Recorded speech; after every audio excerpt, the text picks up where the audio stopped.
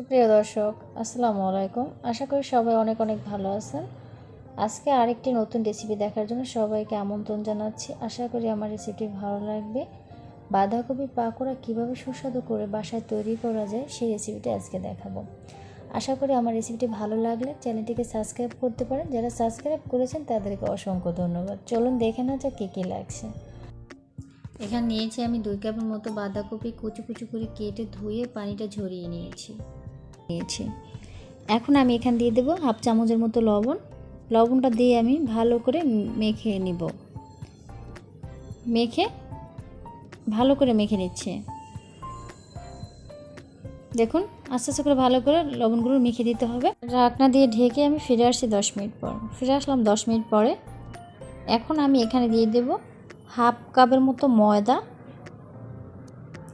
1/4 কাপের মতো চালের গুঁড়ো। আপনারা চাইলে কর্নফ্লাওয়ার ব্যবহার করতেন, চালের গুঁড়োটা দিলে ভালো হয়। এখানে দিয়েছি পরিমাণ মতো ধনেপাতা কুচি, 2টা কাঁচা মরিচ কুচি, আপনারা ঝালটা বুঝে দিবেন। হাফ চামচের মতো মরিচের গুঁড়ো, হাফ চামচের মতো হলুদের গুঁড়ো, 1 চামচের মতো ধনের গুঁড়ো, হাফ চামচের মতো জিরার গুঁড়ো। এখানে দিয়েছি আমি গরম মশলা গুঁড়ো হাফ চামচের মতো, আদা রসুন পেস্ট হাফ চামচ, হাফ কাপ পেঁয়াজ বাটা আর 1 চামচের মতো টমেটো সস দিয়ে এগুলোকে সবগুলোকে মেখে নিব। আমি কিন্তু এখানে পানি দেবো না, যেহেতু আমি লবণ দিয়ে এটাকে মেখে রেখেছি। এখানে কিন্তু লবণটাও আমি দিয়ে নিই, লবণটা দিব না। আপনারা পরিমাণ মতো লবণটা দিয়ে নেবেন। আমি এখানে যেটুকু ময়দা দিয়েছি সেটুকু কিন্তু আমার হয়ে গেছে। আপনাদের বেশি কম হতে পারে, আপনাদের লাগলে ময়দাটা দিয়ে নেবেন। এখন আমি ভেজে নিব। এখন আমি একটা প্যান নিয়ে নিচ্ছি, প্যানে পরিমাণ মতো তেল নিয়ে নিচ্ছি। দেখুন আমি এভাবে করে দিয়ে নিচ্ছি এই শেপে।